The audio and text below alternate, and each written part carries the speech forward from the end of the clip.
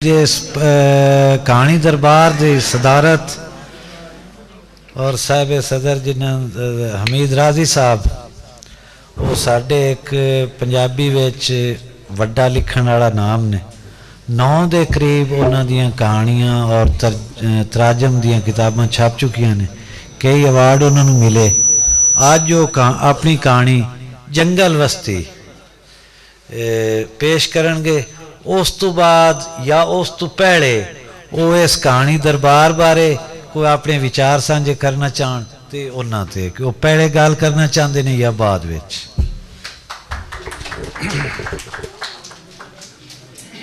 मलिक साहब मेरा ख्याल है चूँकि कहानी का माहौल बनया होया तो मैं पहले कहानी पढ़ांगा। कहानी का सरनामा है जी जंगल वस्ती। ये जून के दिनों की गल है। 2-3 दिहाड़ियां तो हुसड़ वधिया होया सी। लगता सी जिवें सावन कुछ दिहाड़े पहले आ गया है। उन्हें बहदियां सारी सज्जे हथ बारी तो बाहर वेख्या।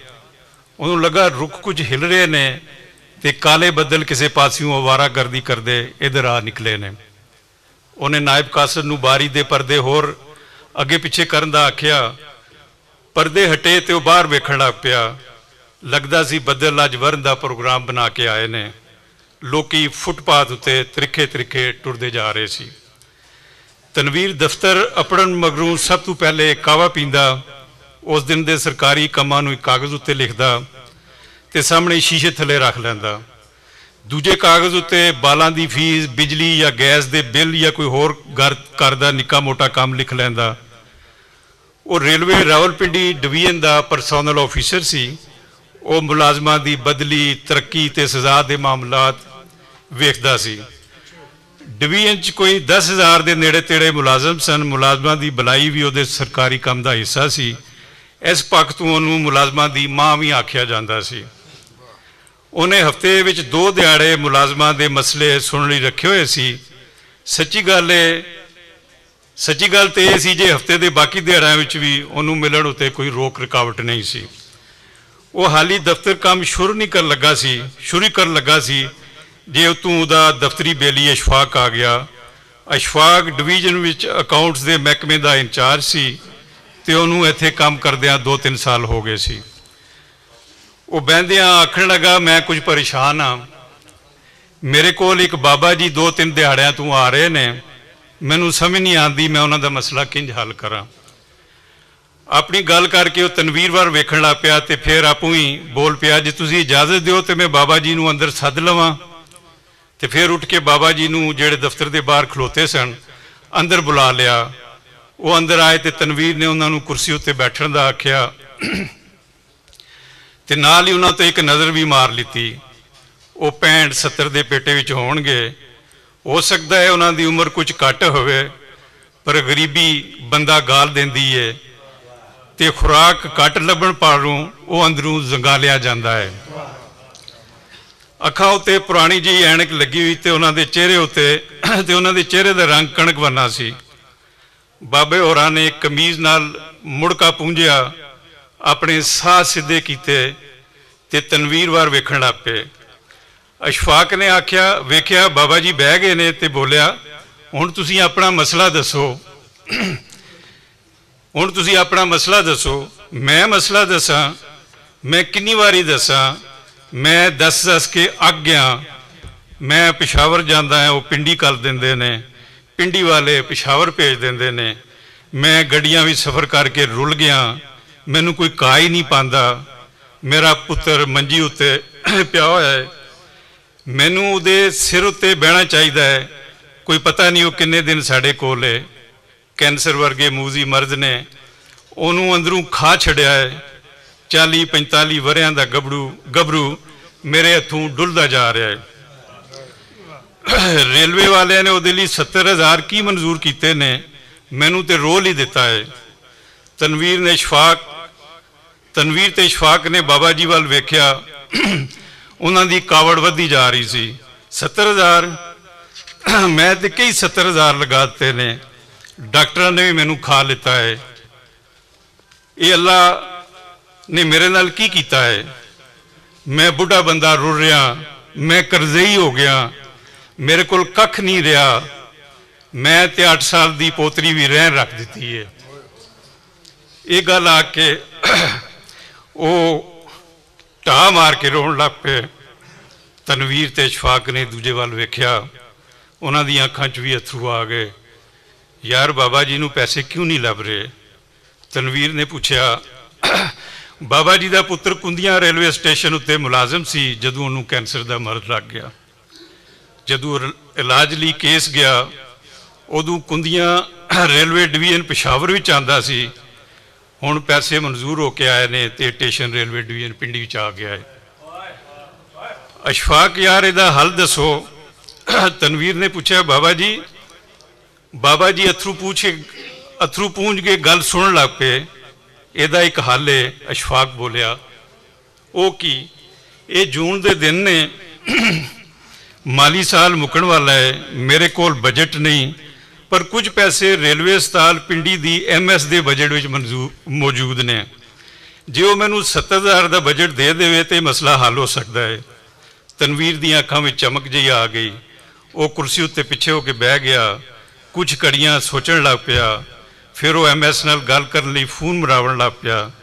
ਉਹ ਤੇ MS ਪਿਛਲੇ 2-3 ਸਾਲ ਤੋਂ ਇੱਕ ਦੂਜੇ ਨੂੰ ਜਾਣਦੇ ਸਨ ਤੇ ਇੱਕ ਦੂਜੇ ਦੀ ਇੱਜ਼ਤ ਕਰਦੇ ਸੀ। ਡਾਕਟਰ ਸਈਦਾ ਨੇ ਉਹਦੀ ਗੱਲ ਸੁਣੀ ਤੇ ਨਾਲ ਹੀ ਦੱਸ ਵੀ ਦਿੱਤਾ, ਜੇ ਉਹਦੇ ਬਜਟ ਵਿੱਚ 70,000 ਮੌਜੂਦ ਨੇ ਤਾਂ ਉਹਨੂੰ ਇਹ ਪੈਸੇ ਦੇਣ ਉੱਤੇ ਇਤਰਾਜ਼ ਵੀ ਕੋਈ ਨਹੀਂ, ਬਸ ਅਕਾਊਂਟਸ ਵਾਲਿਆਂ ਨੂੰ ਇਤਰਾਜ਼ ਨਾ ਹੋਵੇ। ਤਨਵੀਰ ਨੇ ਆਖਿਆ, ਅਕਾਊਂਟਸ ਵਾਲਿਆਂ ਨਾਲੋਂ ਆਪੂ ਨਿਬੜ ਲਵੇਗਾ। ਤੇ ਨਾਲ ਹੀ ਤਨਵੀਰ ਅਸ਼ਫਾਕ ਵੱਲ ਦੇਖਣ ਲੱਗ ਪਿਆ। ਤਨਵੀਰ ਨੇ ਆਪਣੀ ਸਰਕਾਰੀ ਗੱਡੀ ਹਸਪਤਾਲ ਕੱਲੀ ਤੇ 1 ਘੰਟੇ ਦੇ ਅੰਦਰ MS ਵੱਲੋਂ ਲੈਟਰ ਉਹਦੀ ਮੇਜ਼ ਉੱਤੇ ਮੌਜੂਦ ਸੀ। ਥੋੜੇ ਚਿਰ ਪਿੱਛੋਂ ਅਸ਼ਫਾਕ ਤੇ ਬਾਬਾ ਜੀ ਫਿਰ ਉਹਦੇ ਦਫ਼ਤਰ ਆ ਗਏ। ਤਨਵੀਰ ਨੇ MS ਦਾ ਲੈਟਰ ਅਸ਼ਫਾਕ ਨੂੰ ਫੜਾਇਆ ਤੇ ਉਹਦਾ ਜਵਾਬ ਉਡੀਕਣ ਲੱਗ ਪਿਆ। ਅਸ਼ਫਾਕ ਨੇ ਬਾਬਾ ਜੀ ਨੂੰ ਵੇਖਿਆ ਤੇ ਬੋਲਿਆ, ਬਜ਼ੁਰਗੋ ਕੱਲ 1 ਵਜੇ ਆ ਕੇ 70,000 ਦਾ ਚੈੱਕ ਲੈ ਜਾਣਾ। ਬਾਬਾ ਜੀ ਨੇ ਦੁਆ ਨੂੰ ਤੱਕਿਆ। ਉਹਨਾਂ ਦੀਆਂ ਅੱਖਾਂ 'ਚ ਹਲੀ ਵੀ ਬੇਯਕੀਨੀ ਦੇ ਪਰਛਾਵੇਂ ਸਨ। ਦੁਆ ਉੱਤੇ ਇੱਕ ਨਜ਼ਰ ਮਾਰ ਕੇ ਉਹ ਦਫ਼ਤਰ ਤੋਂ ਬਾਹਰ ਨਿਕਲ ਗਏ। ਬਾਹਰ ਕਿਸੇ ਕੋਲੋਂ ਵੇਲਾ ਪੁੱਛਿਆ। ਹਾਲੀ ਦਿਨ ਦੇ 12 ਵਜੇ ਸਨ। ਉਹ ਸੋਚਣ ਲੱਗ ਪਏ, ਮੈਂ ਕੁੰਦੀਆਂ ਟੁਰ ਜਾਵਾਂ ਜਾਂ ਪਿੰਡੀ ਰਹਿ ਜਾਵਾਂ। ਕੱਲ 1 ਵਜਣ ਵਿੱਚ ਹਾਲੀ ਪੂਰਾ ਦਿਨ ਪਿਆ ਹੈ। ਉਹਨਾਂ ਦਾ ਮੂੰਹ ਰੇਲਵੇ ਸਟੇਸ਼ਨ ਵੱਲ ਸੀ। ਸਟੇਸ਼ਨ ਉੱਤੇ ਥੋੜਾ ਪਹਿਲੇ ਇੱਕ ਰੇਹੜੀ ਉੱਤੇ ਰੁਕੇ। 2-3 ਸਮੋਸੇ ਲੈ ਕੇ ਅੱਗੇ ਜਾ ਕੇ ਖਲੋ ਗਏ। ਕਿਸੇ ਗੱਡੀ ਦਾ ਵੇਲਾ ਹੋ ਗਿਆ ਸੀ। ਲੋਕ ਸਟੇਸ਼ਨ ਵੱਲ ਦੌੜੀ ਜਾ ਰਹੇ ਸੀ। ਉਹਨਾਂ ਅਸਮਾਨ ਵੱਲ ਦੇਖਿਆ ਤੇ ਬੋਲੇ, ਚੰਗਾ ਪੁੱਤਰ, ਅੱਜ ਫਿਰ ਮੈਂ ਪਿੰਡੀ ਰਹਿ ਜਾਂਦਾ ਹਾਂ। ਸਟੇਸ਼ਨ ਉੱਤੇ ਹੀ ਰਾਤ ਨੂੰ ਕਿਸੇ ਬੈਂਚ ਉੱਤੇ ਸੋ ਜਾਵਾਂਗਾ। ਜੇ ਨੀਂਦਰ ਆਈ ਤੇ ਜਿੱਥੇ ਇੰਨਾ ਵਕਤ ਲੰਘ ਗਿਆ ਹੈ, ਕੱਲ 1 ਵੀ ਵੱਜ ਹੀ ਜਾਏਗਾ। ਉਹਨਾਂ ਇਹ ਗੱਲਾਂ ਇੰਝ ਕੀਤੀਆਂ ਜਿਵੇਂ ਉਹਨਾਂ ਦਾ ਪੁੱਤਰ ਸਾਹਮਣੇ ਬੈਠਾ ਹੋਵੇ। ਅਗਲੇ ਦਿਹਾੜੇ ਤਨਵੀਰ ਦਫ਼ਤਰ 'ਚ ਬਹੁਤ ਰੁੱਝਿਆ ਰਿਹਾ। ਵਜ਼ੀਰ ਆਜ਼ਮ ਨੇ 1-2 ਦਿਨ ਵਿੱਚ ਸਟੇਸ਼ਨ ਉੱਤੇ ਕਿਸੇ ਰੇਲ ਗੱਡੀ ਦਾ ਇਫਤਤਾਹ ਕਰਨਾ ਸੀ। ਉਹਦੇ ਤੋਂ ਕਈ ਕੰਮ ਲੱਗੇ ਹੋਏ ਸਨ। ਅਫਸਰਾਂ ਤੇ ਮੁਲਾਜ਼ਮਾਂ ਦੇ ਸਿਕਿਉਰਿਟੀ ਕਾਰਡ ਬਣਵਾਉਣੇ ਸੀ। ਇਸ ਮਕਸਦ ਲਈ ਜ਼ਿਲ੍ਹੀ ਇੰਤਜ਼ਾਮੀਆ ਨੂੰ ਤੇ ਪੁਲਿਸ ਨੂੰ ਕੁਝ ਖੱਤ ਲਿਖਣੇ ਸੀ। ਵਜ਼ੀਰ ਆਜ਼ਮ ਦੇ ਖਾਣ ਪੀਣ ਦਾ ਸ਼ਹਿਰ ਦੇ ਵੱਡੇ ਹੋਟਲ ਤੋਂ ਸਰਬੰਧ ਕਰਨਾ ਸੀ। ਖੁਰਾਕ ਤੋਂ ਪਹਿਲੇ ਡਾਕਟਰ ਨੂੰ ਚੈੱਕ ਕਰਵਾਉਣਾ ਸੀ। ਇਹਦੇ ਬਹੁਤ ਸਾਰੇ ਨਿੱਕੇ ਮੋਟੇ ਕੰਮ ਉਹਦੇ ਪੇਟੇ ਪਏ ਹੋਏ ਸੀ। ਉਤੋਂ ਮੀਟਿੰਗਾਂ ਤੋਂ ਜਾਨ ਨਹੀਂ ਸੀ ਛੁੱਟ ਰਹੀ। ਉਹਦਾ ਬਾਬਾ ਜੀ ਦੇ ਕੰਮ ਵੱਲ ਧਿਆਨ ਹੀ ਨਾ ਗਿਆ। ਉਹਨੇ ਪਾਣੀ ਪੀਂਦਿਆਂ ਘੜੀ ਵੱਲ ਵੇਖਿਆ। ਦਿਨ ਦੇ 1:30 ਵੱਜ ਚੁੱਕੇ ਸੀ। ਆ ਕੇ ਉਹ ਬਾਬਾ ਜੀ ਬਾਰੇ ਸੋਚਣ ਲੱਗ ਪਿਆ। ਇਹਨੇ ਚਿਰ ਵਿੱਚ ਦਫ਼ਤਰ ਦਾ ਬੂਹਾ ਖੁੱਲ੍ਹਿਆ ਤੇ ਬਾਬਾ ਜੀ ਅੰਦਰ ਆ ਗਏ। ਉਹ ਉਹਦੇ ਵੱਲ ਵੱਧਦੇ ਆ ਰਹੇ ਸੀ। ਉਹ ਅੰਦਰੋਂ ਡਰ ਗਿਆ। ਅਕਾਊਂਟਸ ਵਾਲਿਆਂ ਨੇ ਫਿਰ ਕੋਈ ਇਤਰਾਜ਼ ਲਗਾ ਦਿੱਤਾ ਹੋਣਾ ਹੈ। ਉਹਨੇ ਬਾਬਾ ਜੀ ਵੱਲ ਤੱਕਿਆ। ਉਹ ਹੋਰ ਨੇੜੇ ਆ ਗਏ ਸੀ ਤੇ ਆ ਕੇ ਖਲੋ ਕੇ ਤੇ ਚੋਲੀ ਚੁੱਕ ਲਈ। ਪੁੱਤਰ, ਅੱਲਾ ਤੈਨੂੰ ਦੋਹਾਂ ਜਾਨਾਂ ਵਿੱਚ ਇੱਜ਼ਤ ਦੇਵੇ। ਤੇ ਫਿਰ ਉਹਨਾਂ ਦੁਆਵਾਂ ਦੀ ਛਤਰੀ ਖੋਲ੍ਹ ਦਿੱਤੀ। ਮੈਂ ਸ਼ਰਮਸਾਰ ਹਾਂ, ਤੁਹਾਡਾ ਕੰਮ ਬਹੁਤ ਪਹਿਲੇ ਹੋ ਜਾਣਾ ਚਾਹੀਦਾ ਸੀ। ਬਾਬਾ ਜੀ ਖੁਸ਼ ਲੱਗ ਰਹੇ ਸੀ। ਉਹ ਕੰਮ ਜਿਹਦੇ ਬਾਰੇ ਉਹ ਨਾ ਉਮੀਦ ਹੋ ਗਏ ਸੀ। ਦੇਰ ਸਵੇਰ ਅਖੀਰ ਹੋ ਹੀ ਗਈ ਸੀ। ਤਨਵੀਰ ਕੁਰਸੀ ਉੱਤੇ ਬੈਠਾ ਤੇ ਬਾਬਾ ਜੀ ਦੁਆਵਾਂ ਦਿੰਦੇ ਬਾਹਰ ਨਿਕਲ ਗਏ। ਦੁਪਹਿਰ ਦੇ 3-4 ਵੱਜ ਚੁੱਕੇ ਸੀ। ਮਹਿਰ ਐਕਸਪ੍ਰੈਸ ਚੱਲਣ 'ਚ ਹਲੀ ਕੁਝ ਚਿਰ ਬਾਕੀ ਸੀ। ਬਾਬਾ ਜੀ 3 ਨੰਬਰ ਪਲੇਟਫਾਰਮ ਉੱਤੇ ਲੱਕੜੀ ਦੇ ਬੈਂਚ ਉੱਤੇ ਬਹਿ ਗਏ। ਉਹਨਾਂ ਚਾਹ ਦੇ ਸਟਾਲ ਤੋਂ ਇੱਕ ਕੱਪ ਚਾਹ ਦੀ, ਇੱਕ ਕੱਪ ਚਾਹ ਤੇ 2-3 ਬਿਸਕਿਟ ਲੈ ਲਿੱਤੇ। ਉਹਨਾਂ ਨੂੰ ਡਾਢੀ ਭੁੱਖ ਲੱਗੀ ਹੋਈ ਸੀ। ਉਹ ਚਾਹ ਵਿੱਚ ਬਿਸਕੁਟ ਡੁਬੋ ਕੇ ਖਾਣ ਲੱਗੇ। ਇੰਨੇ ਚਿਰ 'ਚ ਗੱਡੀ ਵੀ ਪਲੇਟਫਾਰਮ ਉੱਤੇ ਆ ਕੇ ਰੁਕ ਗਈ। ਉਹਨਾਂ ਉੱਚੇ ਉੱਚੇ ਡਕਾਰ ਮਾਰੇ ਤੇ ਆ ਕੇ ਗੱਡੀ 'ਚ ਬਹਿ ਗਏ। ਉਹ ਛੇਤੀ ਘਰ ਅੱਪੜਨਾ ਚਾਹੁੰਦੇ ਸੀ। ਫਿਰ ਕਈ ਸੋਚਾਂ ਨੇ ਉਹਨਾਂ ਨੂੰ ਕਲਾਵਾ ਮਾਰ ਲਿਆ। ਉਹ ਪੁੱਤਰ ਬਾਰੇ ਨਹੀਂ ਸੀ ਸੋਚਣਾ ਚਾਹੁੰਦੇ। ਉਹ ਇਹਦੇ ਬਾਰੇ ਸੋਚਦੇ ਤੇ ਡਰ ਨਾਲ ਕੰਬਣੀ ਲੱਗ ਜਾਂਦੀ। ਉਹਨਾਂ ਦਾ ਧਿਆਨ ਆਪਣੀ ਪੋਤਰੀ ਚੀਮਾ ਵੱਲ ਸੀ। ਮੈਂ ਕੱਲ ਸਵੇਰੇ ਬੈਂਕ ਜਾ ਕੇ ਚੈੱਕ ਜਮ੍ਹਾਂ ਕਰਾ ਦਿਆਂਗਾ। 1-2 ਦਿਹਾੜਿਆਂ ਵਿੱਚ ਪੈਸੇ ਲੱਭ ਜਾਣਗੇ। ਪੈਸੇ ਉਹਨਾਂ ਖੰਜ਼ੀਰਾਂ ਦੇ ਮੂੰਹ ਉੱਤੇ ਮਾਰਾਂਗਾ ਤੇ ਧੀ ਰਾਣੀ ਨੂੰ ਕਰ ਲਿਆਵਾਂਗਾ। ਇਹਨਾਂ ਸੋਚਾਂ ਨਾਲ ਉਹਨਾਂ ਦੇ ਚਿਹਰੇ ਉੱਤੇ ਥੋੜ੍ਹੀ ਜਿਹੀ ਚਮਕ ਆਈ। ਉਹਨਾਂ ਬਾਹਰ ਵੇਖਿਆ, ਕੋਈ ਰੇਲ ਗੱਡੀ ਠੱਕਾ ਠੱਕ ਕਰਦੀ ਲੰਘ ਰਹੀ ਸੀ। ਰੇਲ ਦਾ ਡੱਬਾ ਲੋਕਾਂ ਨਾਲ ਭਰ ਗਿਆ ਸੀ ਤੇ ਆਵਾਜ਼ਾਂ ਦਾ ਮੇਲਾ ਲੱਗਾ ਹੋਇਆ ਸੀ। ਜਦ ਗੱਡੀ ਚੱਲੀ, ਉਹਨਾਂ ਨੂੰ ਲੱਗਾ ਜਿਵੇਂ ਇਹਦੀ ਰਫ਼ਤਾਰ ਬਹੁਤ ਘੱਟ ਹੋਵੇ, ਕੁੰਦੀਆਂ ਕਦ ਆਵੇਗਾ। ਉਹਨਾਂ ਆਪਣੇ ਆਪ ਨਾਲ ਗੱਲ ਕੀਤੀ ਤੇ ਚੁੱਪ ਚੁਪੀਤੇ ਆਪਣੀ ਸੀਟ ਉੱਤੇ ਬੈਠੇ ਰਹੇ। ਨਾ ਉਹਨਾਂ ਕਿਸੇ ਨੂੰ ਬੁਲਾਇਆ, ਨਾ ਉਹਨਾਂ ਨਾਲ ਕਿਸੇ ਗੱਲ ਬਾਤ ਕੀਤੀ। ਗੱਡੀ ਜੰਡ ਰੇਲਵੇ ਸਟੇਸ਼ਨ ਅਪੜੀ ਤੇ ਬਾਹਰ ਹਨੇਰਾ ਪੈ ਗਿਆ ਹੋਇਆ ਸੀ। ਬਾਬਾ ਜੀ 1-2 ਦਿਨ ਦੇ ਡਾਢੇ ਥੱਕੇ ਟੁੱਟੇ ਹੋਏ ਸੀ। ਨੀਂਦਰ ਨੇ ਉਹਨਾਂ ਉੱਤੇ ਹਮਲਾ ਕੀਤਾ ਤੇ ਉਹ ਸੌਂ ਗਏ। ਉਹਨਾਂ ਖਾਬ ਵਿੱਚ ਵੇਖਿਆ ਚੀਮਾ ਰੋ ਰਹੀ ਹੈ। ਅਗਲੀ ਘੜੀ ਉਹਨਾਂ ਵੇਖਿਆ ਉਹ ਬੈਂਕ ਦੇ ਗੇਟ ਉੱਤੇ ਖਲੋਤੇ ਨੇ ਤੇ ਗਾਰਡ ਉਹਨਾਂ ਨੂੰ ਅੰਦਰ ਨਹੀਂ ਜਾਵਣ ਦੇ ਰਿਹਾ। ਬਾਬਾ ਜੀ ਹਲੀ ਬੈਂਕ ਦਾ ਟਾਈਮ ਨਹੀਂ ਹੋਇਆ। ਉਹਨਾਂ ਦੀ ਅੱਖ ਖੁੱਲ੍ਹ ਗਈ। ਕੁੰਦੀਆਂ ਨੇੜੇ ਆ ਗਿਆ ਸੀ। ਉਹ ਸਟੇਸ਼ਨ ਤੋਂ ਬਾਹਰ ਨਿਕਲੇ। ਸਾਹਮਣੇ ਹੀ ਰੇਲ ਬਸਤੀ ਸੀ। ਰਸਤੇ ਵਿੱਚ ਹਨੇਰਾ, ਪਰ ਉਹਨਾਂ ਵੇਖਿਆ ਲੋਕੀ ਉਹਨਾਂ ਦੇ ਕੁਆਟਰ ਵੱਲ ਜਾ ਰਹੇ ਸੀ। ਥੋੜ੍ਹੇ ਹੋਰ ਅੱਗੇ ਹੋਏ ਤੇ ਕਿਸੇ ਦੱਸਿਆ, ਬਾਬਾ ਤੇਰਾ ਪੁੱਤਰ ਪੂਰਾ ਹੋ ਗਿਆ ਹੈ। ਘਰ ਮਰਦਾਂ ਤੇ ਜ਼ਨਾਨੀਆਂ ਨਾਲ ਭਰਿਆ ਹੋਇਆ ਸੀ। ਸਾਰੀ ਰੇਲ ਬਸਤੀ ਉਹਨਾਂ ਦੇ ਘਰ ਆ ਗਈ ਸੀ। ਉਹਨਾਂ ਅੱਗੇ ਪਿੱਛੇ ਨਜ਼ਰ ਮਾਰੀ, ਰੋਵਣ ਦੀ ਕੋਸ਼ਿਸ਼ ਕੀਤੀ, ਪਰ ਅਥਰੂ ਉਹਨਾਂ ਦੀਆਂ ਅੱਖਾਂ ਵਿੱਚ ਸੁੱਕ ਗਏ ਸੀ। ਉਹਨਾਂ ਨੇ ਜ਼ਨਾਨੀਆਂ ਵੱਲ ਵੇਖਿਆ। ਉਹ ਜ਼ਾਲਮੋ ਅੱਜ ਤੇ ਚੀਮਾ ਨੂੰ ਛੱਡ ਜਾਂਦੇ। ਮੈਂ ਤਾਰ ਦਿਆਂਗਾ ਤੁਹਾਡੇ ਪੈਸੇ, ਚੈੱਕ ਮੇਰੇ ਬੋਝੇ ਵਿੱਚ ਤਾਰ ਦਿਆਂਗਾ, ਮੈਂ ਤਾਰ ਦਿਆਂਗਾ। ਜ਼ਮੀਨ ਸੱਜਿਓਂ ਖੱਬੇ ਘੁੰਮ ਗਈ, ਫਿਰ ਥੱਲੇ ਗਈ, ਉੱਪਰ ਜਾ ਰਹੀ ਸੀ ਤੇ ਬਾਬਾ ਜੀ ਪੁੱਤਰ ਦੀ ਮੰਜੀ ਉੱਤੇ ਡਿੱਗ ਪਏ। ਉਹਨਾਂ ਦੇ ਬੁੱਲ ਹਿੱਲ ਰਹੇ ਸੀ। ਮੈਂ ਤਾਰ ਦਿਆਂਗਾ ਤੁਹਾਡੇ ਪੈਸੇ।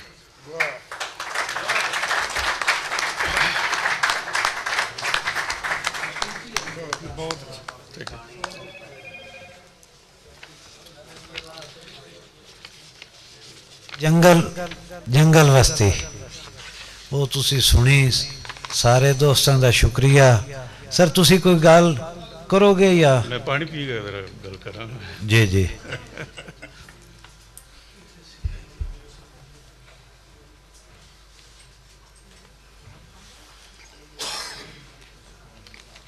ਮੇਰੇ ਹਾਲੇ ਤੁਹਾਡਾ ਟਾਈਮ ਵੀ ਅਗਲਾ ਵੀ ਸ਼ੁਰੂ ਹੋਣ ਵਾਲਾ ਹੈ ਜਿਹੜਾ। ਤੁਸੀਂ ਜੇ ਅਗਰ ਮੈਂ 1-2 ਮਿੰਟ ਲਾਂਗਾ। 2 ਜੁਮਲੇ ਅਗਰ। ਜੀ ਜੀ।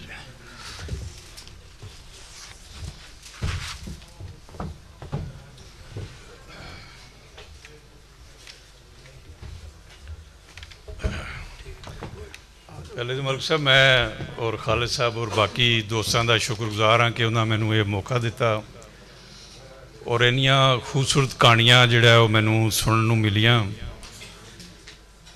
ਬਸ ਮੈਂ ਇਹ ਕਹਿਣਾ ਚਾਹੁੰਦਾ ਕਿ ਜਦੋਂ ਲਾਹੌਰ ਦੇ ਅਦਬੀ ਹਲਕਿਆਂ 'ਚ ਮੈਂ ਜਾਣਾ ਸ਼ੁਰੂ ਕੀਤਾ ਇਹ ਕੋਈ ਬਾਸੀ ਦੀ ਗੱਲ ਹੈ।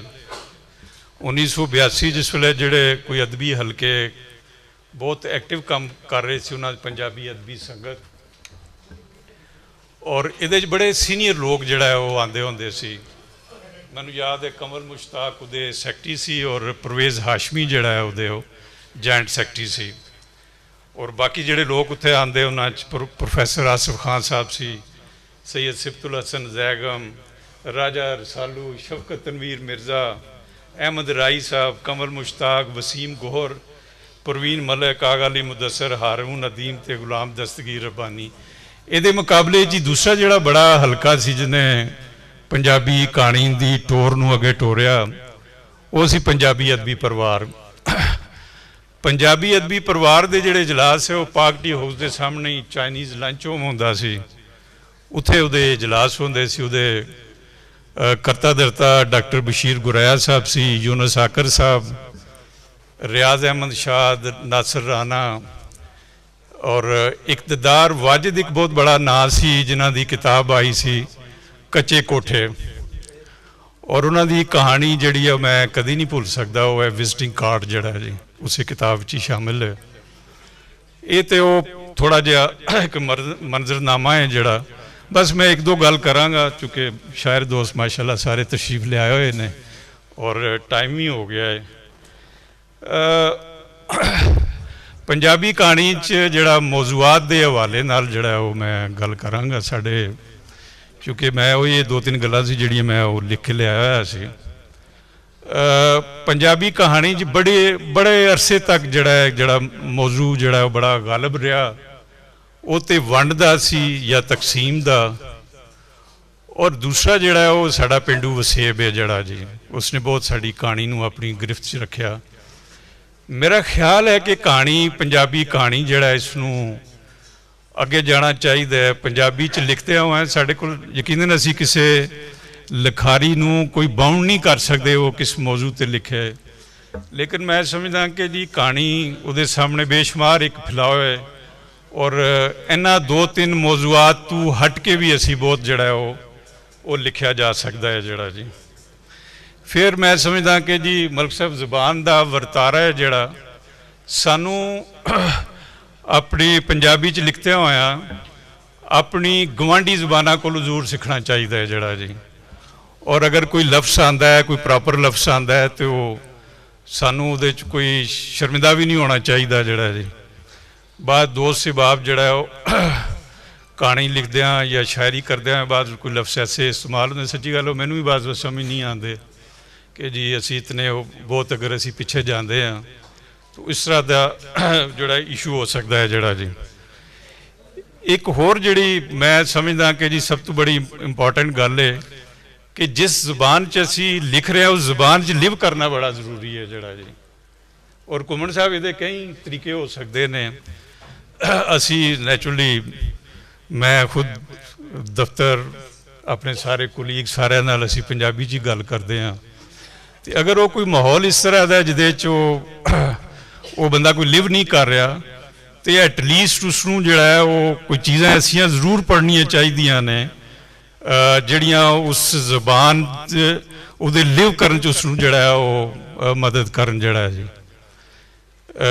ਖਾਲਿਦ ਸਾਹਿਬ ਪਿਛਲੇ ਦਿਨਾਂ ਮੈਂ ਜਿਹੜਾ ਉਹ ਮੈਨੂੰ ਜ਼ਬਰਦਸਤ ਤਲਾਸ਼ ਸੀ ਕਿ ਸਾਨੂੰ ਜਿਹੜੇ ਪੁਰਾਣੇ ਪੰਜਾਬੀ ਗਾਣੇ ਨੇ ਜਿਹੜਾ ਹੈ ਉਹ ਬੜਾ ਇੱਕ ਮੈਂ ਸਮਝਦਾ ਕਿ ਬਹੁਤ ਬੜਾ ਇੱਕ ਜ਼ਖੀਰਾ ਹੈ ਸਾਡੇ ਕੋਲ ਜਿਹੜਾ ਹੈ। ਉਹ ਕਿਤਾਬ ਜਿਹੜੀ ਆ ਮੈਂ ਖਰੀਦੀ ਤਾਂ ਕਿ ਜਿਹੜਾ ਤੁਸੀਂ ਬੇਸ਼ੁਮਾਰ with the passage of time ਜਿਹੜੇ ਲਫ਼ਜ਼ ਨੇ ਉਹ ਤੁਹਾਡੇ ਕੋਲੋਂ ਬਾਅਦ ਤੁਹਾਡੇ ਉਹ ਨਹੀਂ ਰਹਿੰਦੇ, ਤੁਹਾਡੇ ਜ਼ਿਹਨ 'ਚੋਂ ਨਿਕਲ ਜਾਂਦੇ ਨੇ।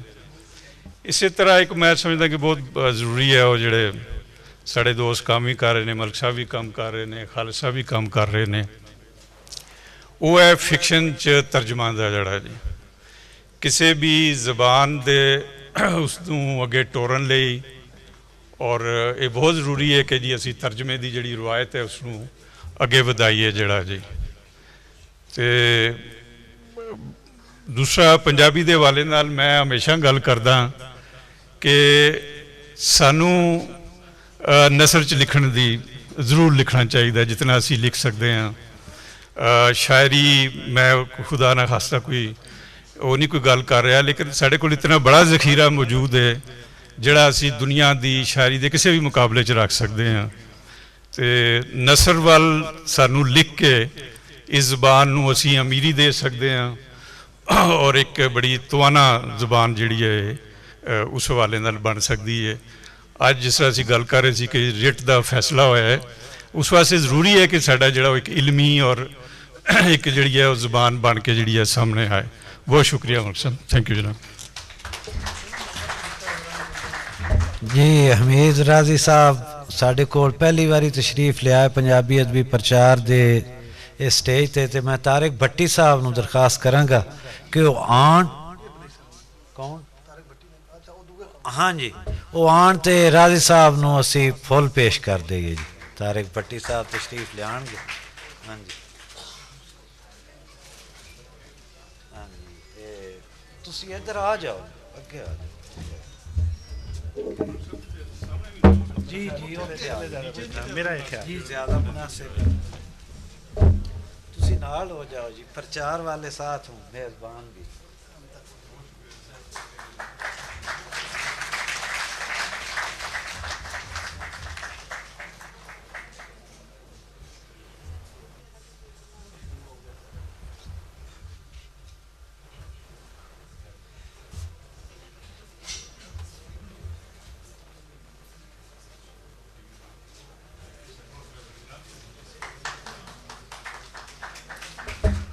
जी ये जिहड़ा हिस्सा सी कहानी दरबार दा वो ख़त्म होया हुण स्टेज जाफिर अंजम जटियाणा ते शायर हजरात जितने हैं उन्हां दे हवाले किया जा रहा है।